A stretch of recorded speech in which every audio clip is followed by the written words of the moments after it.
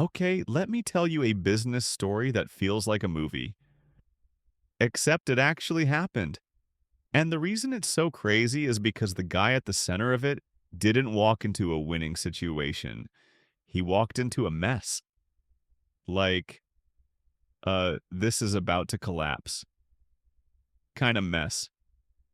This is the true story of Jamie Siminoff and Ring. And if you've ever seen a Ring doorbell camera, you probably assume the founder had it easy. Like he came up with a brilliant idea, raised millions instantly, and became rich overnight. Nope. This story is way more stressful than that. It starts with Jamie in his garage. And I'm not saying garage like a cool Silicon Valley flex. I mean, literally working in a garage trying to build something with his own hands while bills were waiting. Jamie had this simple problem that annoyed him. He lived in a house where if someone rang the doorbell, you couldn't always hear it. Or you'd be upstairs, or in the backyard, or just busy. And he kept thinking, why can't I see who's at the door from my phone? Today, that sounds obvious. Back then, it wasn't.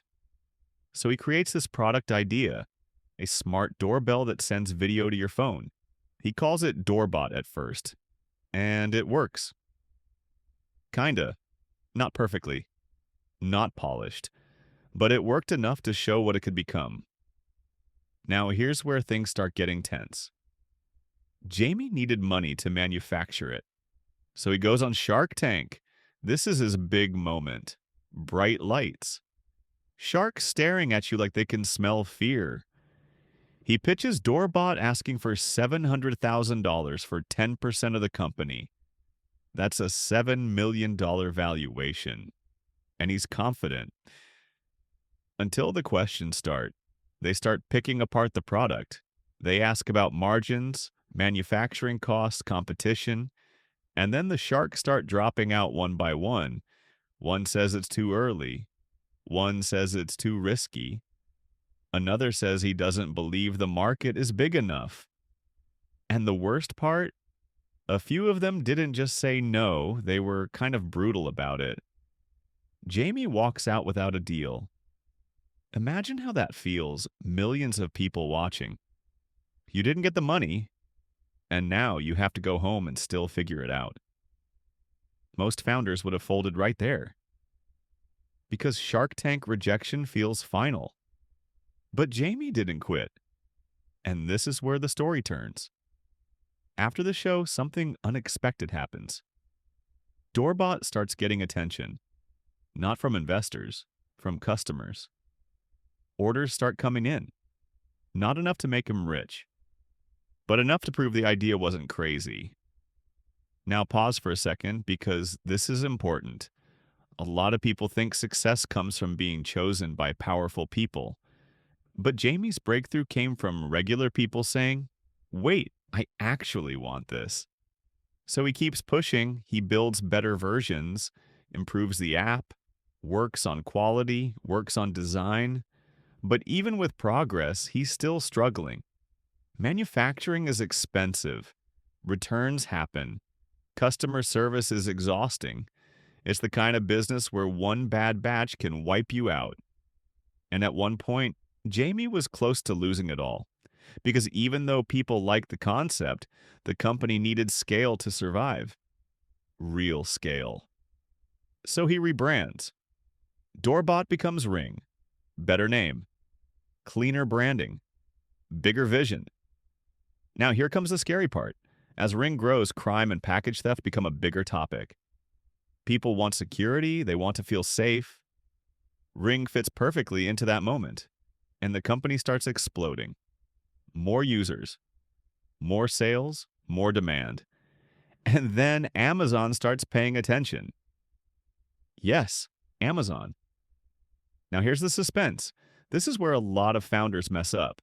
Because once a giant like Amazon shows interest, you start thinking, okay, this is it. Life is about to change.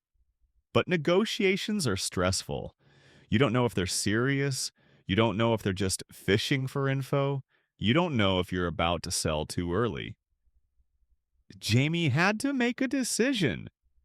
Do you keep building and risk competition crushing you, or do you sell and lock the win?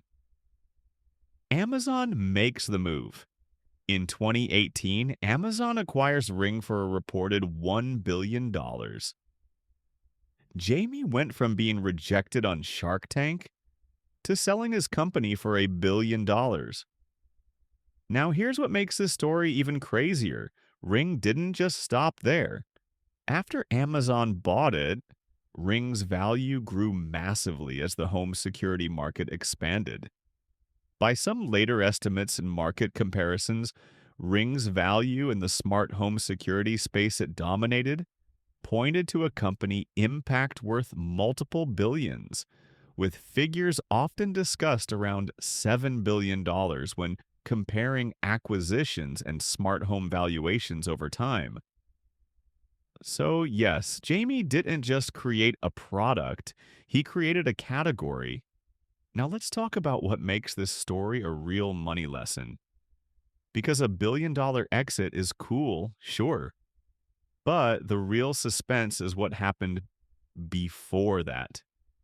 Jamie dealt with public rejection, financial pressure, manufacturing nightmares, competitors, the constant fear of running out of cash, and he kept going anyway. Also, if you're enjoying these real money stories, subscribe, hit like, and drop a comment because it helps the channel grow and keeps these stories coming.